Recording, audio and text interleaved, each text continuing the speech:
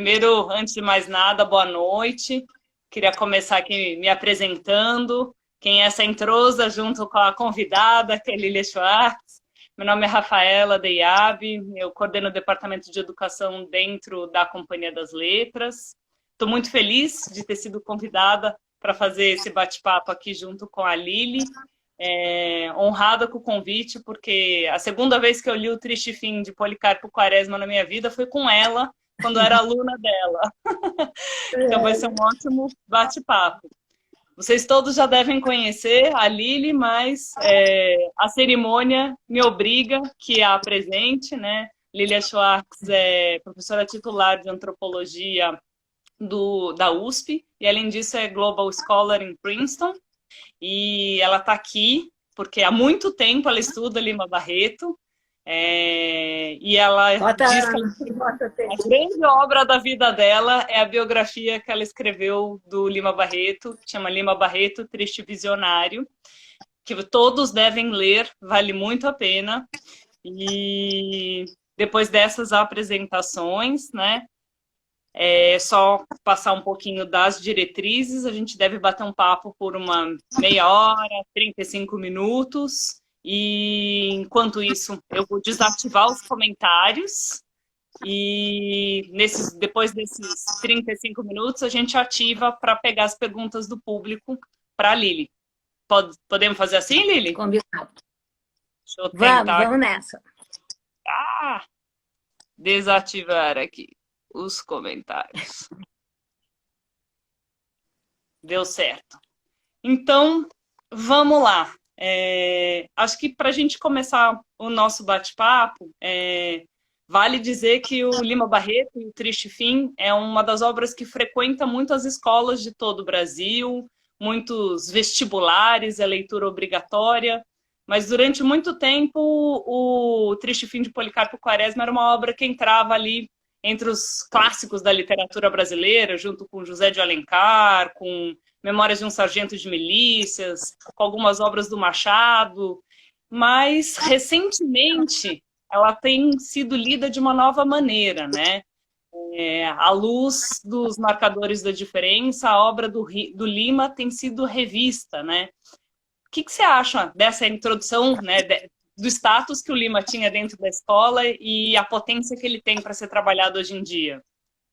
Muito bem. Bom, obrigada, Rafa. Obrigada, Companhia das Letras. A Rafaela foi uma aluna brilhante, uma mestranda brilhante. Ela esqueceu de contar isso. E é uma alegria conversar com ela sobre esse autor que nos une tanto. A pergunta da Rafa é muito boa, né? Eu diria só, Rafa, que ele não estava no mesmo patamar, no mesmo lugar, né? Como Machado de Assis e José de Alencar. Durante muito tempo, Lima Barreto não aparecia nas escolas e, inclusive, a crítica se dedicava pouco a ele, né? Parte da crítica dizia que Lima Barreto fazia uma literatura muito confessional, né? E como se isso fosse um defeito, né? E não uma qualidade. O que a gente diria de toda essa nova literatura brasileira que tem muito esse caráter confessional e vinculado ao próprio eu, ao próprio ego. Mas você tem toda a razão que a novidade em relação à análise de Lima Barreto é porque nós temos cada vez mais tratado com os marcadores sociais da diferença, como gênero, origem, região, geração, mas também raça. Né? Então, acho que Lima Barreto vem sendo recuperado junto com toda uma literatura negra, que era muito desconhecida no Brasil. O Brasil, com esse tipo de racismo estrutural, institucional, cria grandes invisibilidades sociais. Então, por exemplo, é agora que está aparecendo uma Maria Firmina dos Reis, que viveu em São Luís do Maranhão no século XIX, começo do XX. Luiz Gama, durante muito tempo, era só reconhecido como um arrábia, como um advogado, mas não pela sua poesia, pela sua literatura. Que dizer do José do Patrocínio, que ainda a gente conhece tão pouco os romances que ele escreveu. Ou, enfim, o João de Cruz e Souza, grande poeta simbolista. Então, nós estamos, acho que o material é o mesmo, mas nós estamos fazendo questões novas para esse material. E a própria figura do Lima é uma figura que está sendo redescoberta, né? E a biografia dele cada vez mais estudada trazendo muitas informações sobre o próprio contexto e sobre a figura, né, do que é ser um intelectual negro no contexto da Primeira República, né? Você podia contar um pouquinho mais sobre isso? Posso. Então, Lima Barreto foi um escritor teve ótimas biografias e ótimos estudiosos. Eu penso que cada época faz novas perguntas, né? A primeira biografia de Lima Barreto foi escrita por Francisco de Assis Barbosa, que, de fato, coletou dados e documentos, né? É uma biografia dos anos 50, que coletou dados impressionantes sobre Lima Barreto. Só que, nesse momento, a preocupação correta de Francisco de Assis Barbosa era destacar a figura de Lima Barreto, cujos romances estavam basicamente esquecidos, invisibilizados. Então, com a biografia, ele tinha um papel muito maior, que era trazer de volta Lima Barreto, né? Uma série de pesquisadores tem explorado Lima Barreto a partir de diferentes ângulos. O Arnone, a questão do Lima Barreto e as greves anarquistas e do anarquismo. A Beatriz Rezende toma muito Lima Barreto como um flaner da cidade do Rio de Janeiro. Botelho tem analisado muito a Limana, que é a biblioteca do Lima Barreto. Mas na biografia que eu escrevi, que se chama Lima Barreto, Triste Visionário, eu estava justamente preocupada em pensar Lima Barreto a partir dessas intersecções, gênero, raça, origem, geração. Isso era muito importante para mim. Por quê? Vou tentar explicar. Lima Barreto é um personagem muito interessante, que tem uma vida muito interessante. Ele era neto de escravizadas pelos dois lados, numa história tão comum, né, no Brasil, que a gente sabe o lado materno e não o lado paterno. Mas os dois pais de Lima Barreto estudaram. Quer dizer, o pai de Lima Barreto, João Henriques, foi um tipógrafo muito bem sucedido, que traduziu o primeiro manual de tipografia do francês para o português, o que era um feito extraordinário. A mãe de Lima Barreto, a dona Amália Augusta, foi professora, estudou para ser professora e teve uma escola, né, o Colégio Santa Rosa, que aparecia na publicação que se chama Lammerts, né, que era a mais importante publicação do Império. Portanto, Lima Barreto teve pai e mãe que acreditavam que a liberdade, a verdadeira emancipação, vinha da educação, o que nós acreditamos, não é, Rafa? A vida dele foi, no entanto, mais complicada. Quer dizer, a dona Amália Augusta logo teve um filho atrás do outro, Lima Barreto não é o primeiro, enfim, ele teve um irmão primogênito que faleceu, mas dona Amália Augusta sofreu com a tuberculose e morre no final de 1887 sem presenciar a abolição da escravidão. Lima Barreto, sim, assistiu no colo do seu pai. Mas a vida dos Barretos não seria decididamente fácil, tanto que o pai de Lima Barreto, por causa das ligações com o Visconde de Ouro Preto, é um dos primeiros desempregados da República, né? Logo em 1890, ele está sem emprego, com uma família grande para criar, muda para a Ilha do Governador, vai trabalhar na colônia de alienados da Ilha do Governador, lugar bem importante para a nossa análise de Triste Fim de Policarpo Quaresma, e a loucura entra na vida de Lima Barreto, tanto que Lima lembra com grande carinho desse período que ele viveu, ele dizia, entre os meus loucos, né? Até que estoura a revolta da Armada, né? A revolta que estoura entre 1891 e estoura de novo em 94, vai parar na Ilha do Governador. E o pobre pai do Lima Barreto não consegue lidar com tanto problema, e ele, o pai de Lima Barreto, João Henriques, vai ter problemas de alienação, e em 1902 ele é aposentado por neurastenia.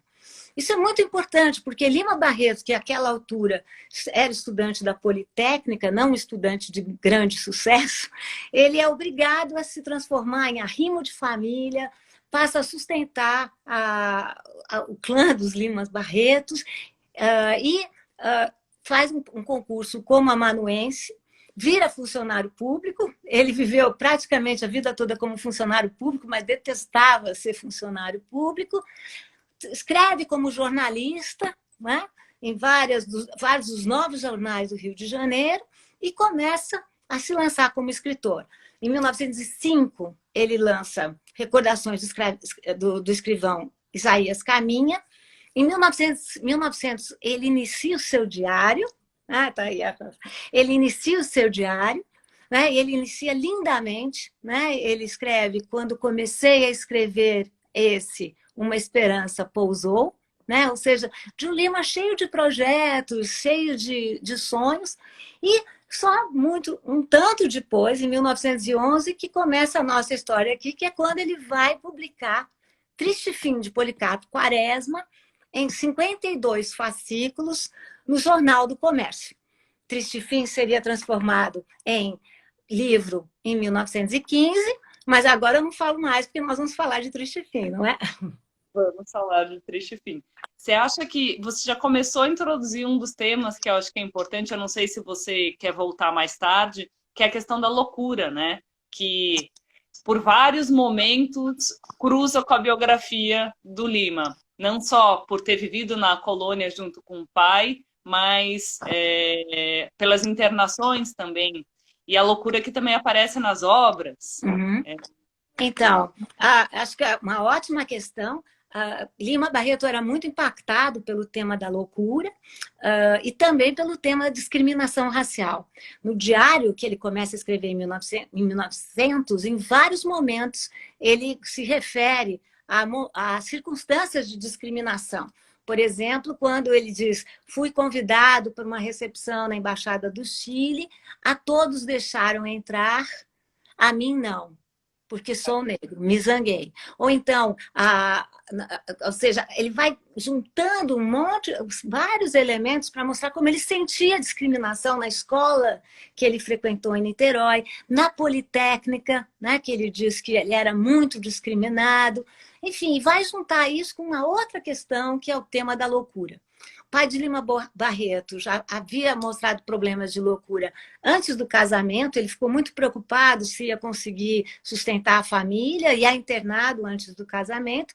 Depois, em 1902, nunca mais o pai de Lima Barreto voltou à realidade. A casa de Lima Barreto, nos subúrbios de Todos os Santos, era chamada de a Casa do Louco.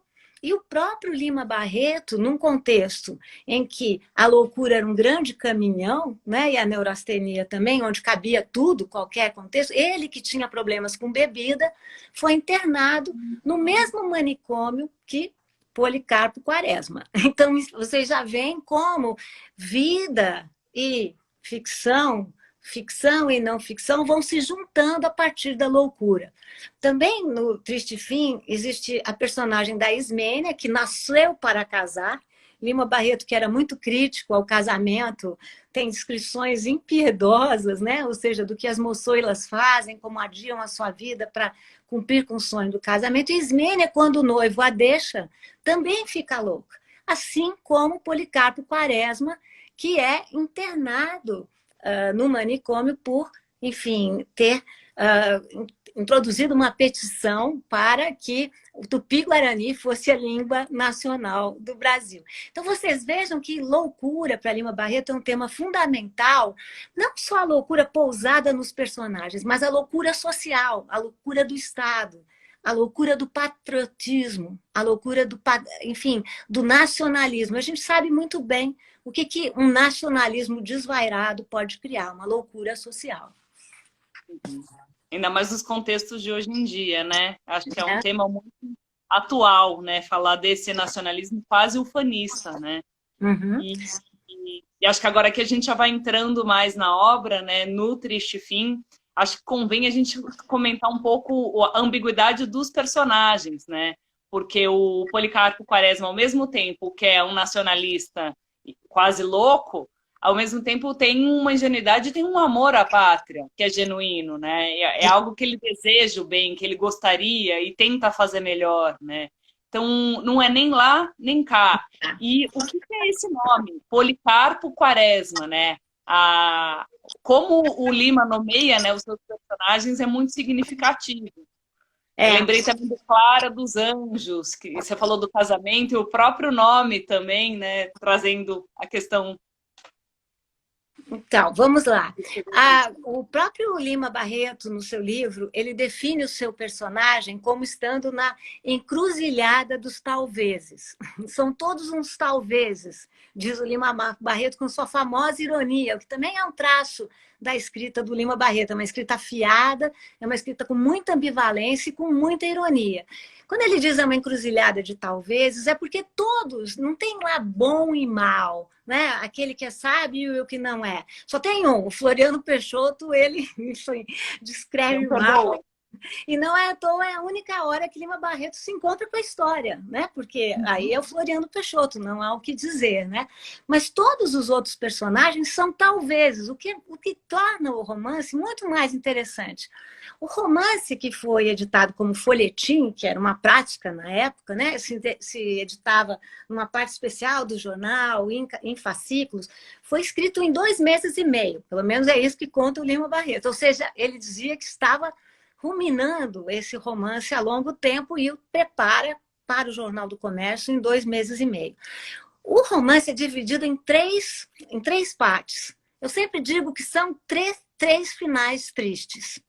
A primeira parte é a parte em que o Policarpo Quaresma mora no Rio de Janeiro, né? Ele é um funcionário público como Lima Barreto.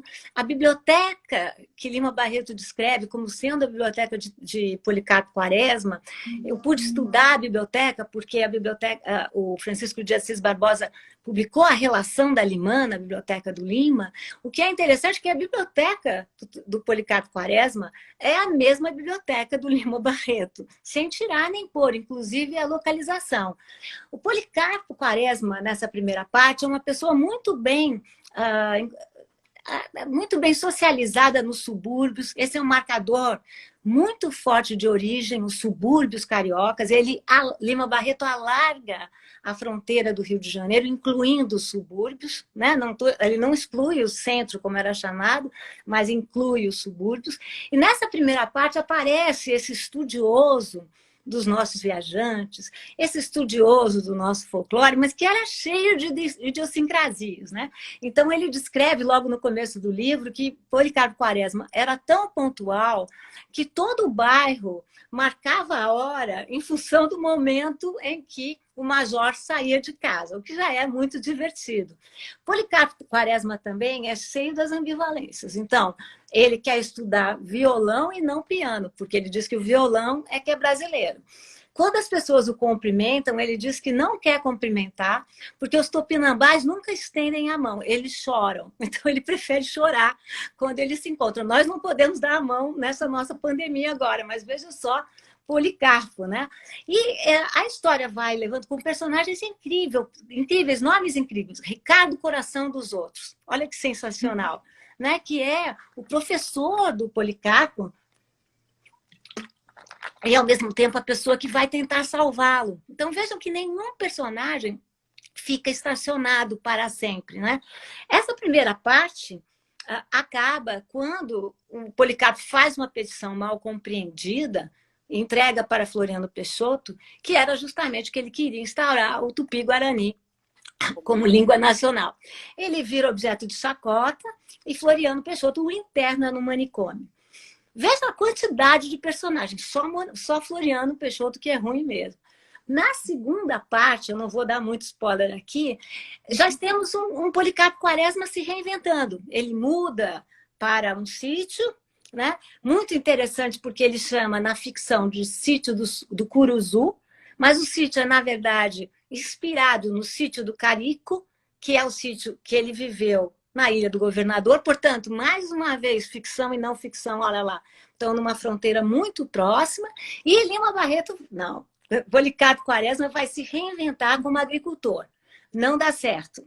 As saúvas invadem a terra do pobre do Policarpo. Enfim, a terra não é fértil como parecia. Então, mais uma desilusão, mais um triste fim. E a terceira parte é justamente uma volta no tempo. Lima Barreto, que estava em 1915, ele volta a 1894, ao momento da revolta da Armada. Por isso que eu quis falar da revolta da Armada no começo. E é quando Policarpo tem a desilusão final, ele, patriota que é, vai se alistar no exército, discorda da política de repressão de Floriano Peixoto, né, do nosso Marechal de Ferro, e o que acontece? Ele acaba... Não vou contar, mas enfim, é uma grande desilusão. Não vou contar porque vocês têm que ler.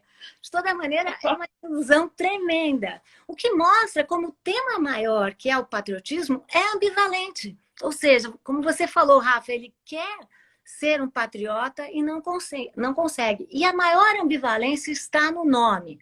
Se vocês pensarem, Policarpo, né? Policarpo é aquele que produz frutos. É isso que diz o nome. No entanto, carpo vem do verbo carpir, que quer dizer chorar, lamentar. Então vejam que um já é ambivalente com o outro, sobretudo que Policarpo Quaresma não consegue produzir nada. Agora vamos pensar na Quaresma, estamos na Quaresma, não é?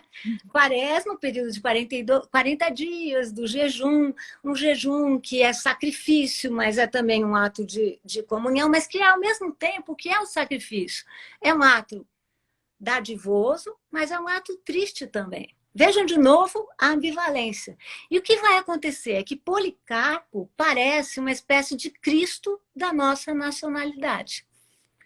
Um detalhe que eu não falei. Quaresma é também um coqueiro. Um coqueiro Uau. Que era muito representado nos viajantes que Policarpo Quaresma lia tanto, como a árvore típica do Brasil. Então vocês vejam que até no nome há muita ambivalência. Por isso que no meu livro eu chamei Lima Barreto triste visionário, porque triste é uma pessoa lamuriosa, mas triste também é ambivalente. Porque se eu falar, Rafael, você é triste, quer dizer, Rafael, você insiste, né? Você não larga, não larga. E visionário é como Floriano Peixoto chama Policarpo Quaresma. Tu és um visionário. De novo, visionário pode ser um elogio, uma pessoa que vê longe, mas também pode ser uma crítica, uma pessoa que vê tão longe que não consegue ver o chão. Portanto, ele é isso. Lima Barreto é esse criador de almas, almas ambivalentes, como nós próprios somos, né?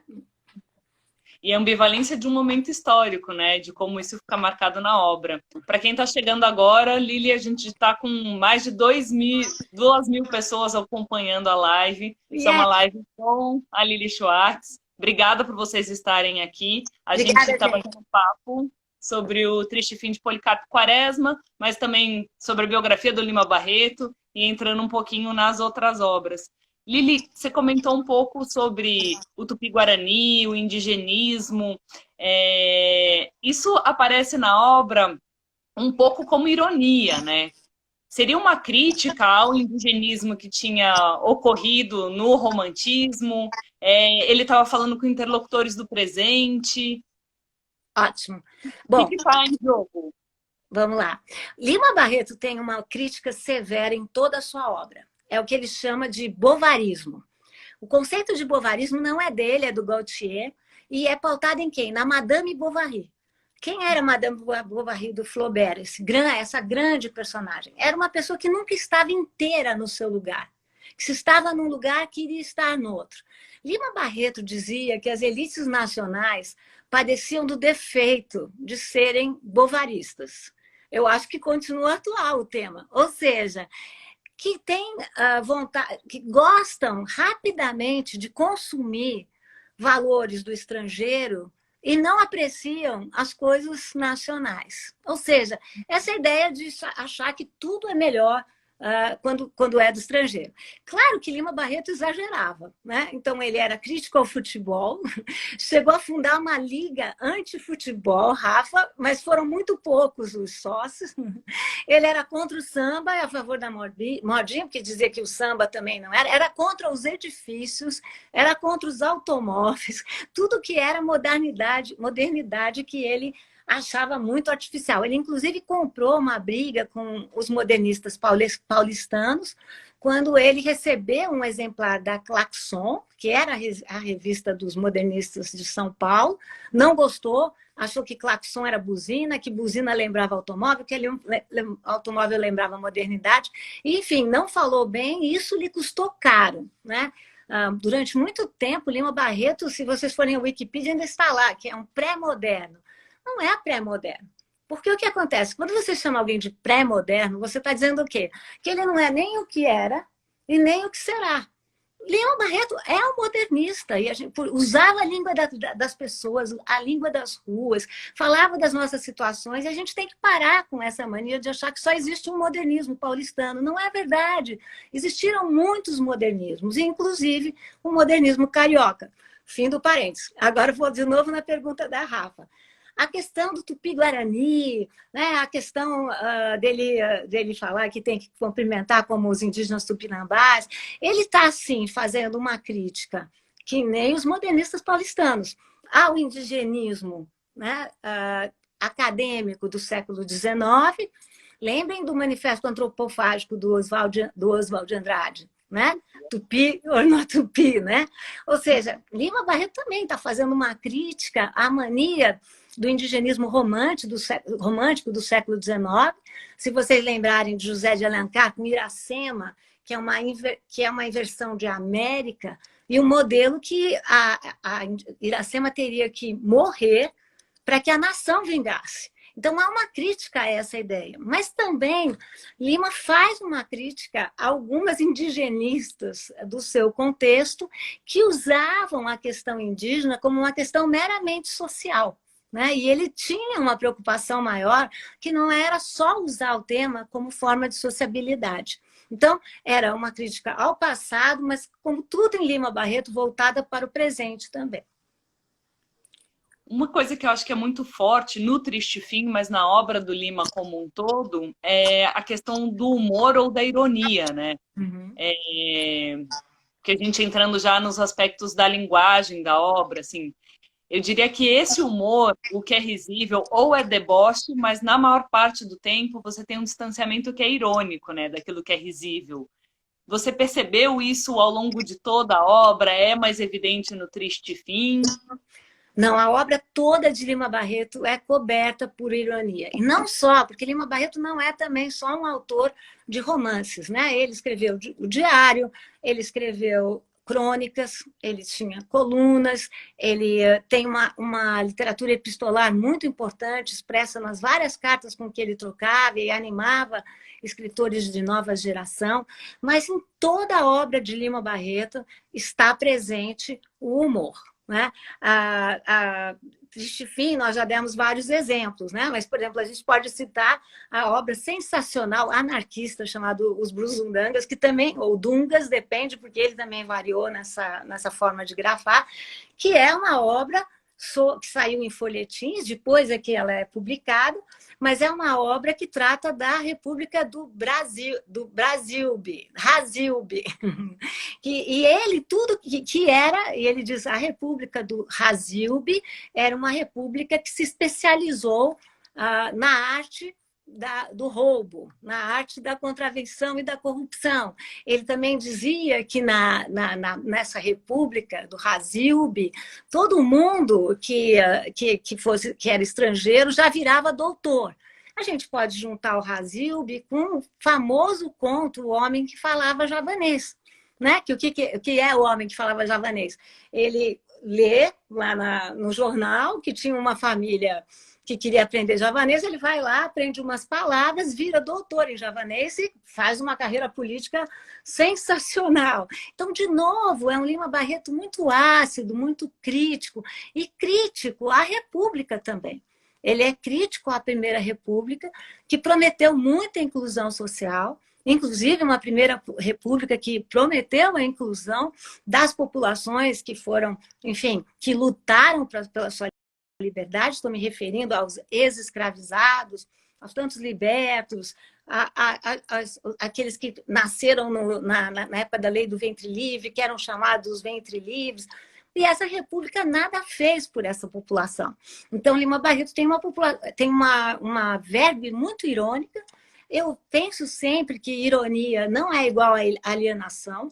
Claro, há ironia que é a alienação, mas nós sabemos que desde os bobos da corte, né, que esse lugar daquele que ri, mas que sabe do que ri, é um lugar muito crítico e muito relevante. Você falou um pouquinho da República, Lili. Você quer falar um pouco da passagem do Segundo Império para a República e essa figura do Lima Barreto é monarquista, não é monarquista? O que significou para ele a mudança do regime, que teve um impacto muito grande na sua própria biografia e na carreira, né, do próprio Lima? Do pai, sobretudo, né? Então, porque Lima Barreto tem várias, enfim, vogas que pegam sobre Lima Barreto. Uma delas é dizer que Lima Barreto era contra o feminismo. Era, mas ele era contra o feminismo das damas de elite que faziam convescotes e piqueniques. Ele não pode ser um anti-mulher, uma pessoa contra as mulheres, porque ele escreveu uma coluna chamada Não as Matem. Nessa coluna, ele denunciava maridos, namorados, amantes que matavam as suas esposas.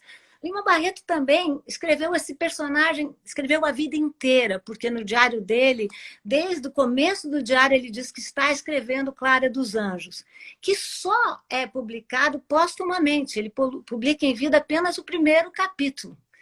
E Clara dos Anjos é um alter ego de Lima Barreto. Né? E o que é Clara dos Anjos? Clara dos Anjos é uma mulher, uma moça negra, cheia de sonhos, e que acaba, de alguma maneira, violentada pela vida, grávida e desiludida, e ele termina dizendo, na última versão, todas as coisas más acontecem. Essa é uma das vogas, né, das coisas que eu acho que é uma má compreensão de Lima Barreto. A outra é dizer que ele é um monarquista. Ele não é um monarquista, na minha opinião.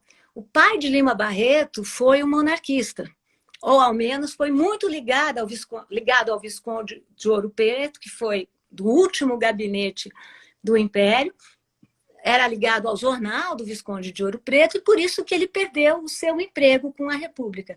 Mas Lima Barreto faz parte de uma geração que, como Policarpo Quaresma, se desiludiu com a pátria. A gente não pode esquecer que, no contexto em que Lima Barreto viveu, nós tivemos várias revoluções. Revoltas. A revolta da Armada, mas também tivemos a revolta da Chibata. O que foi a revolta da Chibata, se não uma das primeiras revoltas do pós-abolição? Porque foi uma revolta na Marinha, que tinha a maior desigualdade social. Muitos dos marinheiros nos postos inferiores eram negros, ex-escravizados, né? E a chibata, né? O chicote ainda estava em uso. Ora, o que é o chicote? O chicote é um símbolo do que foi a escravidão.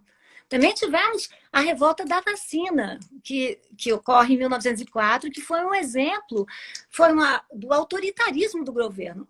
O objetivo era bom, era muito importante, a vacina acabou mesmo com as epidemias de varíola, foi absolutamente necessária, mas a maneira como foi, enfim, contemplado esse programa foi uma maneira muito autoritária.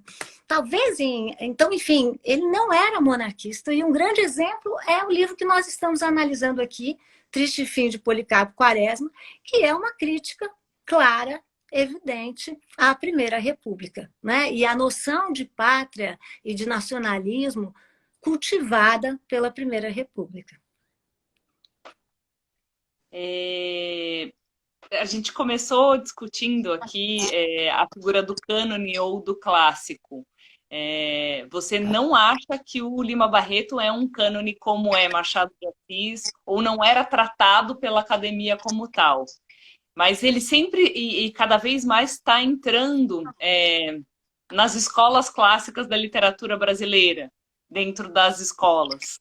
Como você acha que é essa entrada ambígua, né? Porque ao mesmo tempo não é clássico, mas são obras incontornáveis, o Triste Fim principalmente.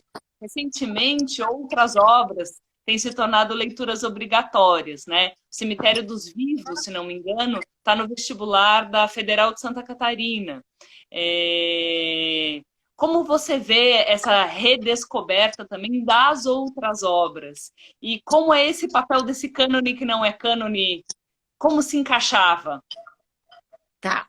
Eu penso que demorou muito, e ainda está demorando, para que a obra de Lima Barreto seja considerada uma obra incontornável no Brasil. durante muito tempo, outra grande fama equivocada em relação a Lima Barreto era dizer que ele escrevia os livros apressados.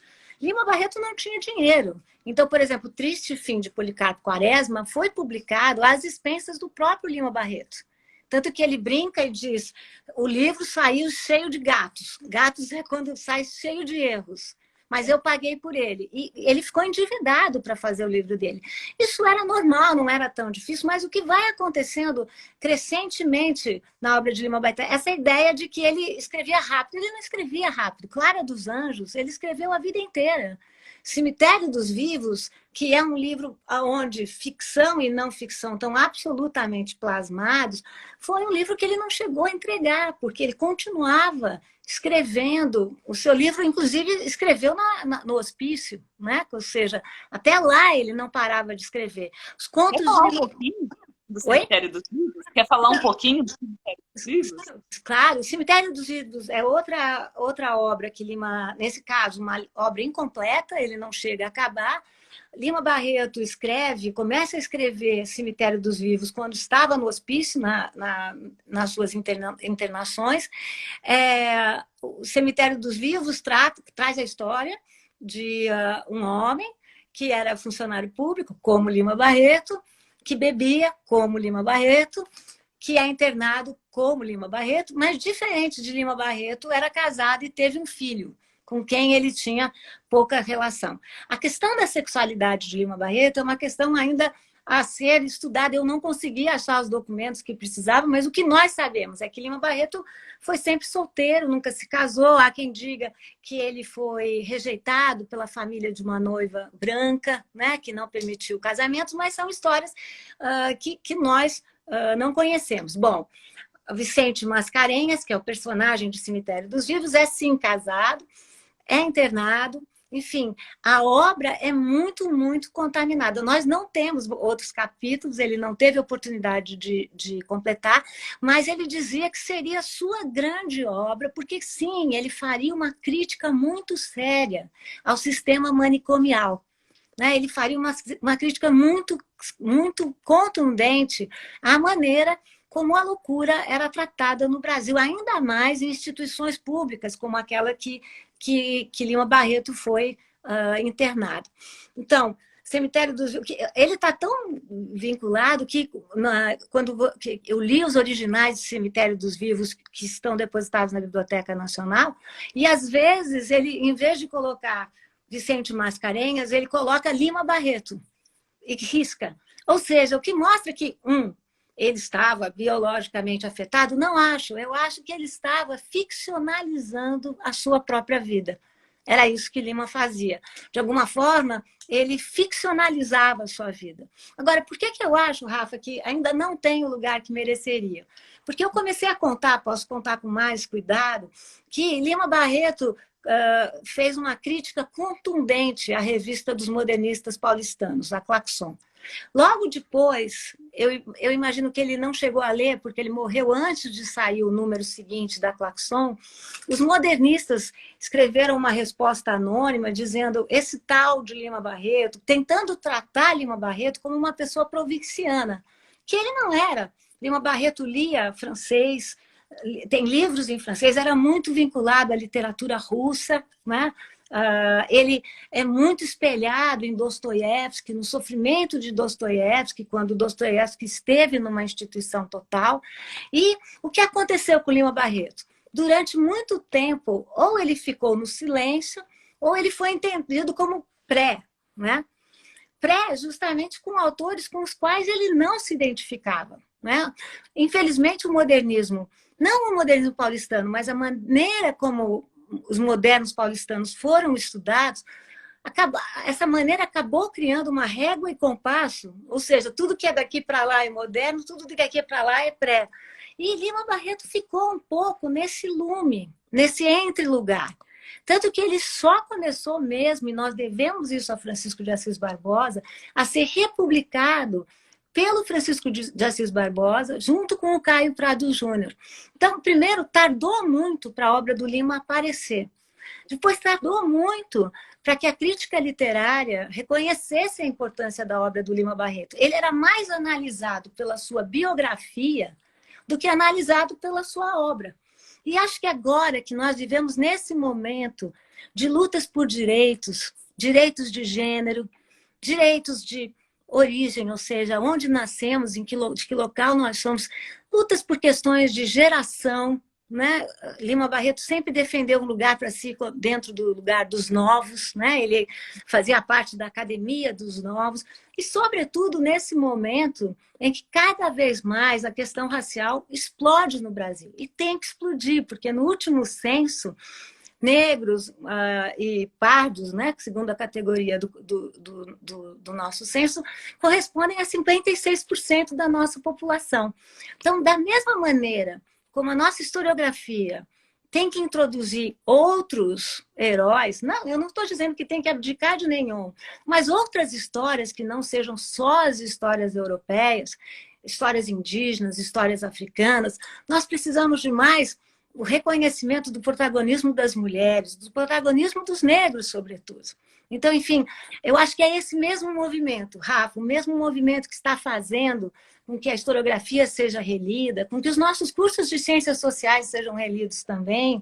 Quando a gente fala, vou tratar de história do pensamento, não tem quase negros, não tem mulheres, né? Ou seja, nós estamos precisando de um conhecimento mais amplo, uma história da arte mais ampla, que não seja só marcada pelos nossos pintores que foram estudar na Itália. Precisamos dele, precisamos estudá-los também. Mas que a gente abra essa grande angular para uma visão mais brasileira, né? No sentido de mais múltipla, de ser mais plural, de fato.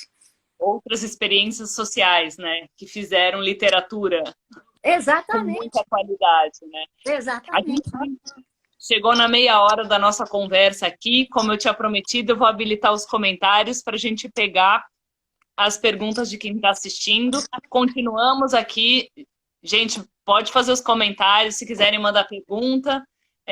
Continuamos aqui com mais de 2.000 pessoas acompanhando. Tem variado muito pouco a audiência. Para quem está chegando agora, a gente está conversando com a Lília Schwartz sobre Lima Barreto e principalmente sobre o triste fim de Policarpo Quaresma. E a gente acaba de reabilitar os comentários. A live vai ficar salva. Ela fica disponível por 24 horas aqui no perfil, tá bom? Então, para quem está perguntando aqui nos comentários, Lili, você podia falar um pouquinho sobre as referências e influências do Lima Barreto? Sim. Bom, eu já comecei a citar aqui, uma das grandes referências é o realismo russo. Lima Barreto era um leitor de Balzac, um leitor de Flaubert e, sobretudo, um leitor de Dostoiévski. No seu diário, ele anota que quando ele entrou no hospício a primeira vez, ele teve muita vergonha, ele teve muito pudor e que ele lembrou de Dostoiévski. Né? Ou seja, era um autor muito, muito, muito impactado por essa ideia de uma literatura mais realista, que ele chamava de uma literatura militante, o que era muito importante para ele. Lima Barreto também era muito influenciado pelo Gautier, com essa teoria do bovarismo, era uma influência muito forte para ele, ou seja, pensar como os brasileiros se sentem sempre muito deslocados.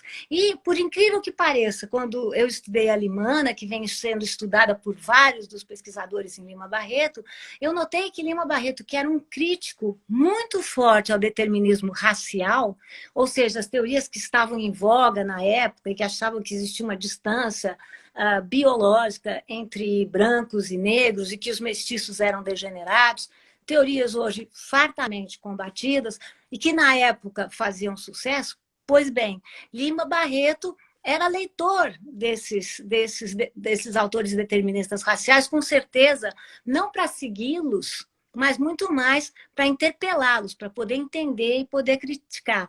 E como Policarpo Quaresma, Lima Barreto era leitor dos primeiros viajantes, dos viajantes seiscentistas que estiveram no Brasil. Ele tinha profundo interesse. Perto dele, aqui na Limana, que é a sua biblioteca, existia uma farta referência desses viajantes.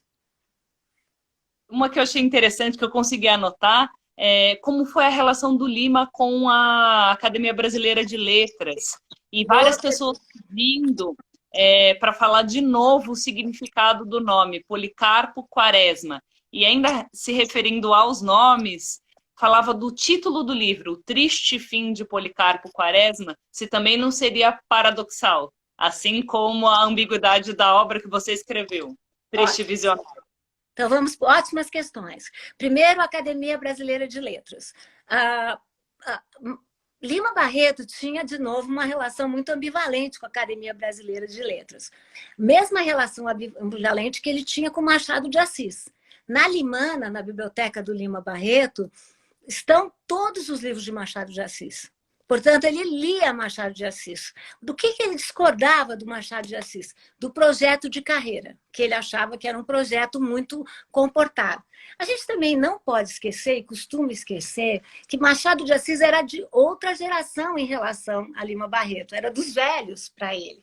Mesmo assim, Lima Barreto, que fazia troça de Machado de Assis e tudo mais, tentou por 3 vezes entrar na Academia Brasileira de Letras. Não conseguiu. Na última vez, ele desistiu, inclusive.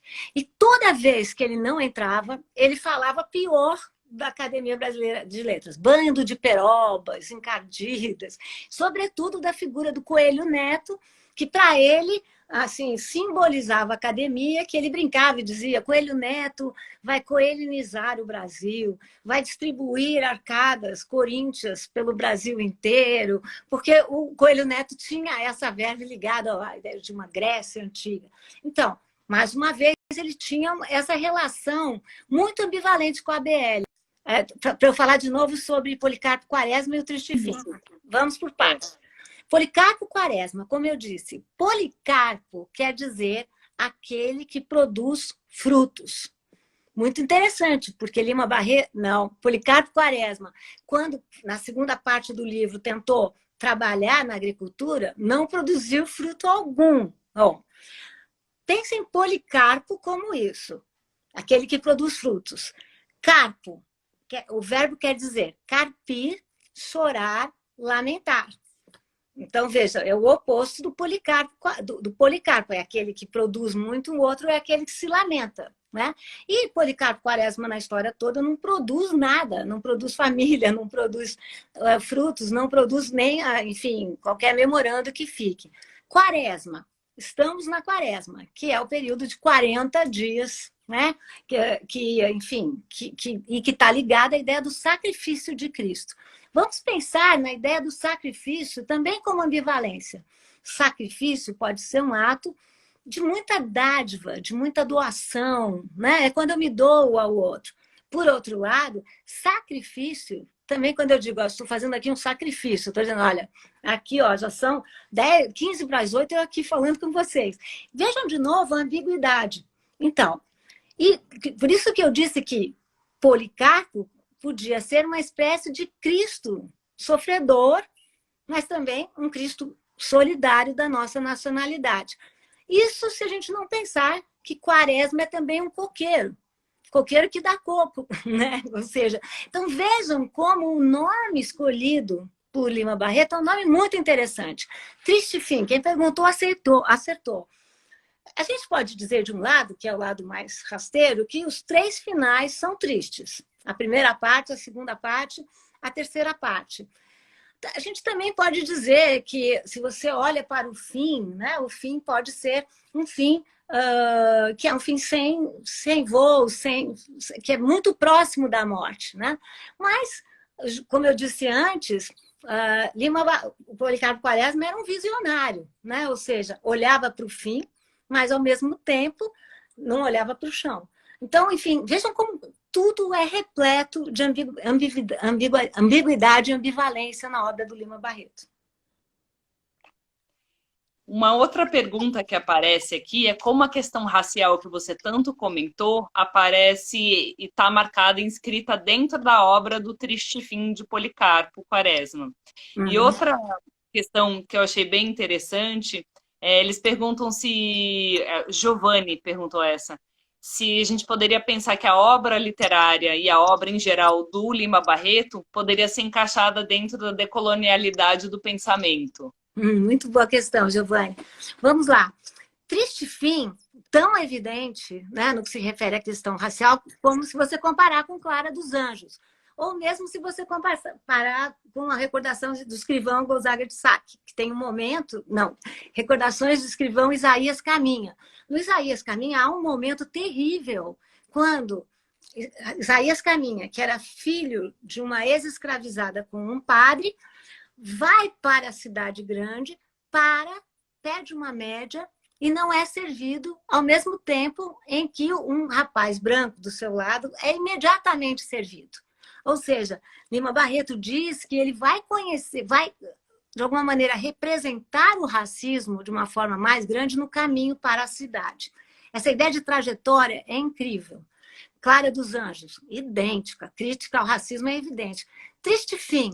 A crítica é muito boa, mas mais sutil. Pensem e tentem anotar, quando vocês forem ler o Triste Fim, a maneira como Lima Barreto faz questão de descrever a coloração dos personagens. Amorenado, azeitonado. Ou seja, ele é um escritor negro muito preocupado em descrever essa população. E eu vou ler um trecho para vocês, se vocês me permitirem. De todas as cores, de todos os sentimentos, gente que se tinha metido em tal aventura pelo hábito de obedecer, gente inteiramente estranha à questão em debate, gente arrancada, gente de todas as cores. Essa tentativa de falar das cores é uma tentativa de uma pessoa muito impactada com uma literatura negra. Por quê? Porque os seus personagens principais e secundários são negros, as cores são importantes e a discriminação é fundamental na caracterização de Lima Barreto. Nesse sentido, Giovanni, você tem toda a razão. Lima Barreto pode ser e deve ser lido como um autor decolonial, porque é um autor que faz muitas críticas ao modelo colonial brasileiro, ao modelo metropolitano e à República, que não é a República dos Sonhos, nem de Policarpo Quaresma e tampouco de Lima Barreto. É uma pergunta que apareceu por várias pessoas que fizeram, é a relação entre o Policarpo Quaresma e Dom Quixote. Se Policarpo seria um personagem quixotesco. Então, quem faz essa definição pela primeira vez é o embaixador e historiador Oliveira Lima. Essa é a primeira resenha de Policarpo Quaresma, enfim, que de fato que Lima Barreto gosta. E quem chama Policarpo Quaresma de um Dom Quixote tropical é Oliveira Lima. Eu concordo com Oliveira Lima, que Policarpo Quaresma é o nosso Dom Quixote no sentido de que ele vai se bater contra moinhos, contra monstros, e vai perceber que a pátria que ele havia imaginado não era aquela pátria, que aqueles monstros não estavam lá, né? Há um trecho muito bonito no final do livro, quando Policarpo já está desiludido na prisão, né? E que ele diz: as terras não eram ferazes, e ela não era fácil, a terra, como diziam os livros. Outra decepção. E quando o seu patriotismo se fizera combatente, o que achara? Decepções. A pátria que quisera ter era um mito. Então vejam que ele é um Dom Quixote tropical, ele é um Dom Quixote nacional que se desencanta, que nem o Dom Quixote do Cervantes, que acaba louco, né, desiludido, decaído. Também Policarpo Quaresma termina dessa maneira. Mas, na minha opinião, Policarpo Quaresma, se vocês me permitem, era o pai de Lima Barreto. Primeiro era um tipógrafo, depois virou administrador de uma colônia, depois ele ficou diretor, enfim, ele ia... E como o Policarpo Quaresma, o pai do Lima Barreto, ele, por exemplo, era contra a batata inglesa, porque ele queria a batata nacional, que nem o Policarpo, que só queria os produtos nacionais. O pai do Policarpo Quaresma também enfrentou, na Ilha do Governador, eu fui lá e vi, até hoje estão lá, como Lima Barreto chama, as ferozes inimigas, as formigas. Então, vejam que há muita relação aí. A gente pode usar a comparação com a literatura estrangeira, mas se nós queremos ser, de fato, decoloniais, a gente tem que parar com essa ideia de só influência e ver o que ele estava criando em relação ao nosso lugar, ao Brasil. Lília, última pergunta antes da gente encerrar aqui. Muita gente do Rio de Janeiro acompanhando aqui essa live e contando para a gente que o Triste Fim de Policarpo Quaresma está na lista de leituras obrigatórias da UERJ, então que estão estudando para o vestibular. Muito bem. No meio dessa live. Muito bem. Mas muitas perguntas no sentido do qual a importância da gente ler Policarpo nos dias de hoje? Por que é uma obra ainda atual? Com que ela conversa, né? Bom, eu tenho 4 horas, Rafa. Estou brincando com a Rafa, porque eu acho que é uma obra atualíssima. Primeiro, na crítica aos nossos estrangeirismos. Nós todos com tanta mania de sermos estrangeiros. Quem sabe nessa crise a gente vai parar de viajar tanto ao estrangeiro e vai tentar se voltar, não só, mas se voltar também para o que tem aqui no Brasil. Triste Fim é uma crítica muito severa aos políticos que são, a principal símbolo é o Floriano Peixoto, mas políticos interesseiros, políticos autocentrados, políticos que são egoístas, que não pensam no país. Tá tocando alguma buzina aí para vocês? Não, em relação ao nosso contexto atual? Tá sim, porque parece muito